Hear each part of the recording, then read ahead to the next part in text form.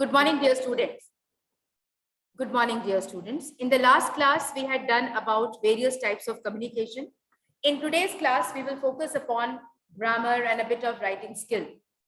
You know, when you are writing or you are given to write a particular topic, you are able to organize your thoughts in a better manner. You are able to, put your thoughts systematically, your feelings systematically. You are able to give convincing arguments through well-constructed sentences. So this is a part of your writing skill. Now let us understand what exactly is a sentence.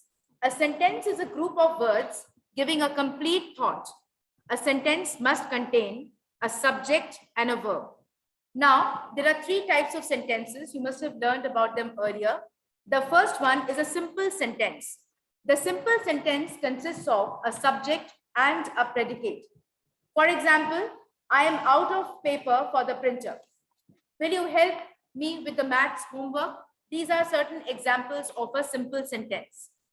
What is meant by a compound sentence? A compound sentence, it consists of two or more independent clauses. The clauses are joined by a coordinating conjunction. It allows us to share a lot of information by combining two or more related thoughts into one sentence. For example, you can consider this example which has been written here. The boys went to the park, but they did not go to the zoo. We like pizza and we like spaghetti. These are examples of compound sentences where and, but, etc. is used. The third type of sentence is called a complex sentence, which combines one independent clause with at least one dependent clause. For example, although Rohan had some doubts, he found the courses very useful. This is an example of a complex sentence. So we have done three types of sentences right now. Simple sentence, which consists of a subject and a predicate. Compound sentence, which contains two or more independent clauses joined by a coordinating conjunction. And complex sentence, which contains an independent clause and a dependent clause. The dependent clause begins with a subordinating conjunction. The next topic that we are going to deal with is the type of phrases. There are various types of phrases, as you can see from this slide. Noun phrase, verb phrase, adjective phrase, adverbial phrase, prepositional phrase, infinitive phrase, absolute phrase, and participle phrase. Now let us understand what is exactly a noun phrase. A noun phrase is a group of words, or is a noun or any pronoun along with the modifiers. For example, the school children, yesterday's newspaper. This is an example of noun phrase. Verb phrase is any number of verbs working together. For example, had been sleeping, will contact, may have written. These are examples of verb phrase. Prepositional phrase always starts with a preposition and ends with a noun or a pronoun, which is called the object of preposition. For example, through the wheat field. So preposition is through over here. The object of the preposition is the wheat field. Some more examples of prepositional phrase are during the year, despite complaints, etc. So we have just now done noun phrase and verb phrase. The next type of phrase that we are going to focus on is the verbal phrases. The first among the verbal phrases is the participial phrase. The participial phrases start with either with a present or a past participle. Examples are watching silently. This is using the present participle. Phrases with past participle is driven to succeed. This is a past participle. Next, we have a gerund phrase. A gerund phrase is a present participle and its modifiers that act like a noun. It can take on a variety of jobs in the sentence. For example, practicing helped a lot. Where practicing is a verb, but it is acting as a noun here because it is basically a noun as practice helps you to become more perfect. So practicing also helps you a lot in your exams. I love reading. So reading is treated as a noun over here. It is a direct object here. Infinitive phrase. An infinitive phrase is the infinitive and its modifiers. For example, to sing, to walk all that way. These are examples of infinitive phrase. Then we have the next one, which is called appositive phrase. It is a phrase that renames an earlier noun or a pronoun. My best friend Nick loves scuba diving. My best friend Nick loves scuba diving. We watched Sirius, the brightest star in the sky. Right? So Sirius is being described as the brightest star in the sky. This is an appositive phrase. Next, we come to the absolute phrase. These are the trickiest to identify. They are not closely connected to the rest of the sentence. They don't describe a specific word, but they modify the entire sentence. For example, the semester finished, Karen sold all her textbooks. So absolute phrase is the semester finished.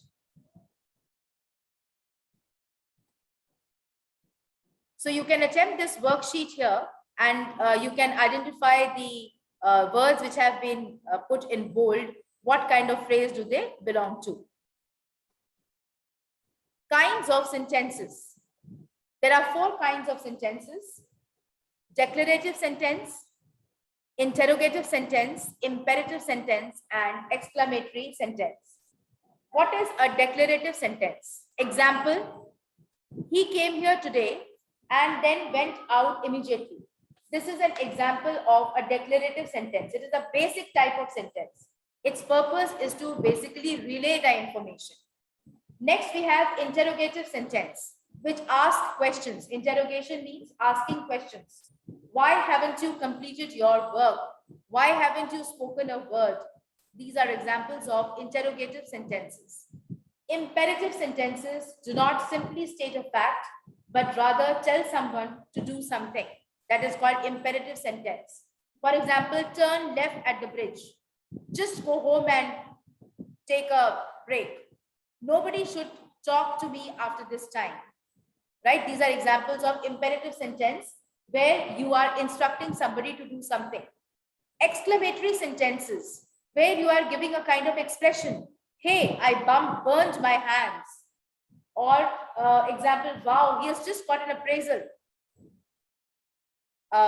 These are all examples of exclamatory sentences. They make a statement, and instead of asking a question, the basic purpose is to express strong emotions. That is why it is called an exclamatory sentence. So the definition of all these sentences have been given in this particular slide. You can just go through this definition and brush up your concepts. Now we come to the various parts of speech. The parts of speech is a category to which a word is assigned in accordance with its syntactic function. In English, the main parts of speech are noun, pronoun, adjective, determiner, verb, adverb, preposition, conjunction, and interjection. And you have been already studying about this right from your 2nd or 3rd standard. So you must be having fair idea about the various parts of speech, and you must be knowing the examples related to it. Now we come to the next, which is called article writing. Article writing has to follow a specific format. The format is given hereby. You first of all introduce the topic. For example, if you are being given an article to write upon the deterioration in the health and sanitation conditions in Delhi. So you first of all introduce the topic, then you write the causes of the topic because it's a problem. Health and sanitation is a problem. So you will enumerate the causes. After that, you will give the statistical data, right? That what percentage of people have been affected by any kind of health problem or any epidemic which has broken out because of health and sanitation problems. Then you will discuss the advantages and the disadvantages of this particular issue, right? That means what kind of measures have been taken and which measures have been actively followed and what measures have given us good results. All this you will discuss. And then you will come to a conclusion with a warning that if this problem is not treated seriously, it might lead to further problems in the society. So this is all about article writing. You can watch this particular link to brush up your concepts on article writing. Then media diary. Here the students write about the different media that they have been watching or they have been reading. This could include TV programs. It could also include the films, the cinema halls. All right. So this is all a part of media diary, so that you have a complete clarity regarding the present day situations, which are prevailing, and you can organize your thoughts in a much more constructive manner. So this is an example of media diary. This is a description about the media diary. Now we come to the paragraph, parts of a paragraph. How do you construct a paragraph? You can see from this slide, the paragraph is just like a burger. The topmost bun reflects the topic or the sentence. Then you have the lettuce. It shows the supporting details, the lettuce and the tomatoes and the meat which you put inside or any vegetable. It shows you the supportive details. Then you have colorful vocabulary, right? And colorful vocabulary in the form of the ketchup or the mustard sauce which you put inside the bun. That is your colorful vocabulary. And the last but not the least is the concluding, sentence which reflects the bottom bun. So these are the various parts of a paragraph. So construction of the paragraph, the topic sentence, the sentence tells the reader the main idea or what the paragraph should be all about. Supportive sentence, this gives specific details related to the main idea. And supporting sentences, the sentence gives another specific detail related to the main idea. Then supporting sentence 3, this gives more specific details. So you can construct your paragraph with all the details that you have.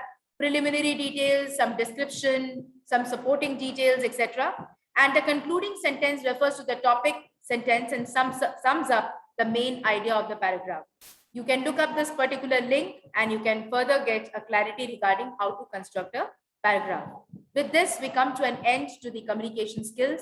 Hope these skills you will be able to implement when you become budding marketing managers, and you will be also able to implement in your day-to-day life. Thank you and have a good day.